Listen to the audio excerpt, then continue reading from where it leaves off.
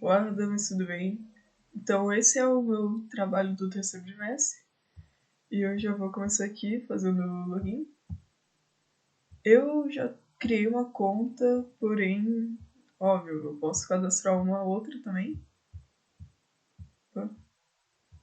Daí o usuário, sei lá, vou botar pepperoni. Teste.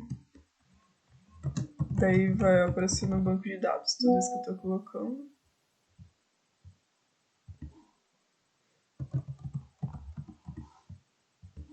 Telefone, eu vou botar isso aqui. As relatórias. E teste.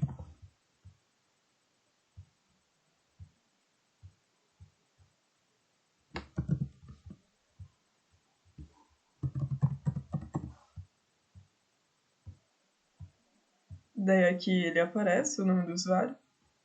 E aqui estão os CRUDs dos menus. Aqui está o banco de dados inteiro, completo. E eu vou pesquisar a parte de pessoas, né, do banco de dados. Eu, se eu não me engano, acho que tem que aparecer dois, que é o meu usuário e esse que eu acabei de fazer. É isso mesmo, exatamente. Daqui está o ID, o nome da pessoa, o e-mail, a senha que está criptografada, o telefone, o primeiro acesso da pessoa e a data de nascimento. Bom, aqui estão meus CRUDs. Eu fiz ao total 6 CRUDs e todos eles estão funcionando. Eu, por exemplo, vou pesquisar aqui ID número 1. O ID número 1 ele corresponde ao pizza queijo. E aqui está mostrando, né? Toda vez que eu vou pesquisar o ID, aí sim aparece as informações da pizza. Eu não lembro quantas pizzas eu tinha ao todo. Acho que são 3, se não me engano. Isso. Daqui todas aqui está a que eu pedi. E eu vou criar uma agora, que é a quarta pizza. Daí eu vou buscar e não vai aparecer. Daí eu vou, sei lá, mini bacon. Pô. E descrição.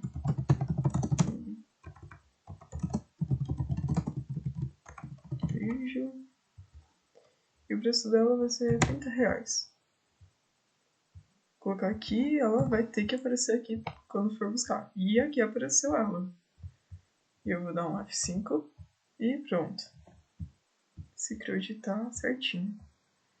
Todos estão, sinceramente, tipo, vou pesquisando, por exemplo, isso aqui, né? Que é aquele lá do cardápio que vai aparecer, mas esse aqui é a mesma coisa praticamente. É o cadastro de sabores também. Funciona na mesma ideia que o CRUD anterior. Todos vão funcionar igual os CRUDs anteriores, mas aqui, pronto, apareceu o queijo que tá aqui embaixo.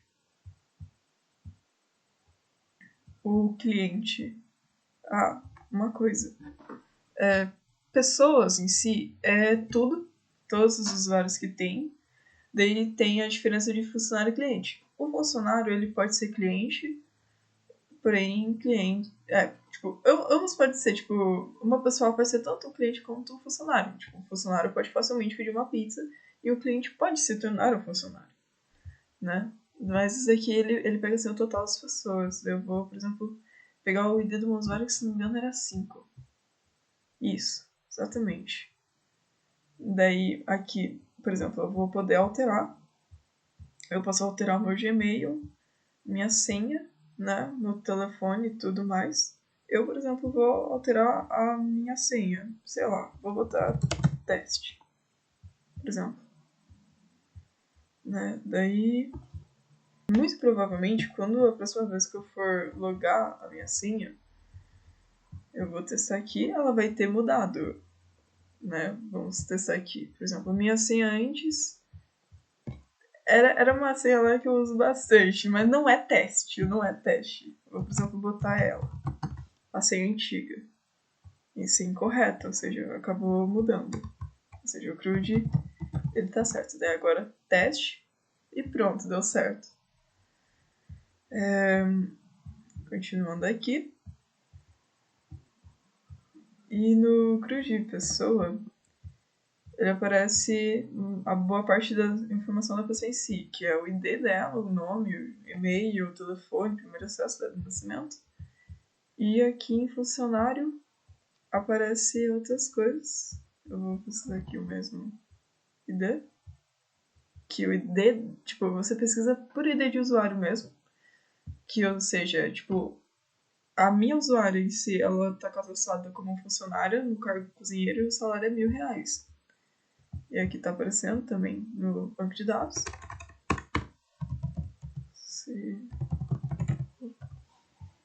Aqui, por exemplo. Se eu não me engano, tem um usuário 6. Se eu não tô enganada. Deixa eu ver aqui.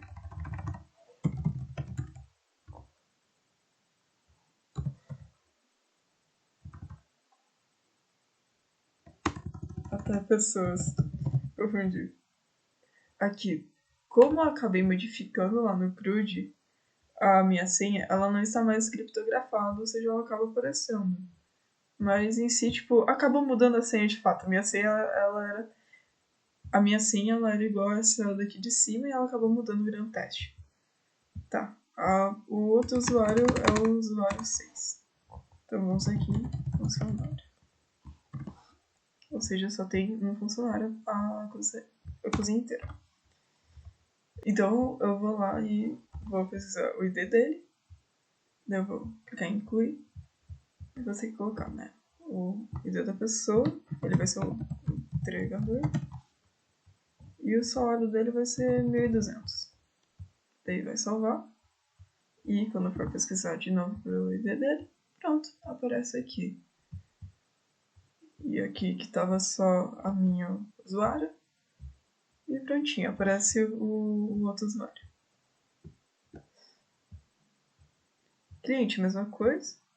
Só que daí, nesse caso, já que já tem todas as informações dele, a única diferença do cliente seria mais o endereço dele, para que quando ele fizesse o pedido, quando ele for fazer o pedido, ele apresenta o endereço dele, ou seja, onde é que a pizza vai ser enviada. Por exemplo, eu vou pegar aqui minha usuária e eu posso alterar tranquilamente a informação do endereço dela. Eu vou, sei lá, Rua da Goiabada, por exemplo. Pronto, vai estar aqui. E quando eu for aqui, pronto, ele foi lá e mudou. Quando eu for pesquisar ele de novo, tá aparecendo aqui Rua da Goiabada. Quando eu for pesquisar o próximo, só vai aparecer o dele. Bom, sinceramente, o que eu acabei descobrindo agora foi que o ChatGPT ele é bom, uma IA muito boa para código em si, que você tem paciência e muitas contas. Eu tive que criar 4 contas. Boa parte do tempo, tipo, ao decorrer do ano, eu fiquei com, se eu não me engano, 3 contas. 3 ou 2, assim. A terceira conta eu tive que criar ela por conta do mês passado, que tinha o recuperação de senha. E que eu tive que fazer um Gmail pra pizzaria. Daí, nesse caso agora, eu criei essa quarta conta porque eu precisava muito usar o ChatGPT e, né, ele tem o limite dele porque eu não pago ele.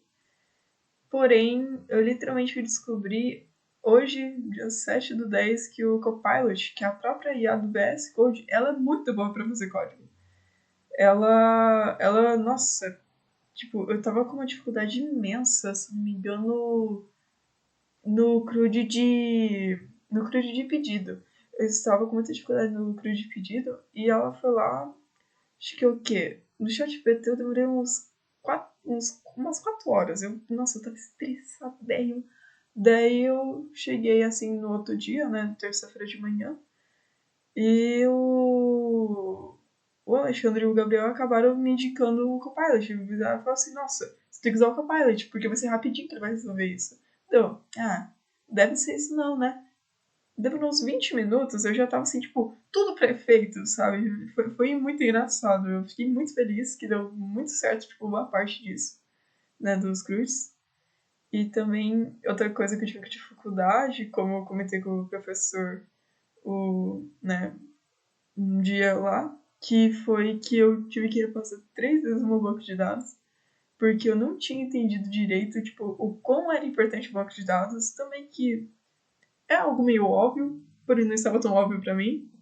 Então eu fui lá e eu fiz um banco de dados a partir do seu, só que do meu tema, e o de resto foi mais tranquilo. Sinceramente, eu recomendo o Copilot para fazer os próprios códigos em si, na hora de resolver. E o ChatGPT, ele é bom para interface visual. Eu achei bom isso, tipo, o HTML ele é muito bom. E para arrumar, sei lá, códigos assim mais facinhos, sabe?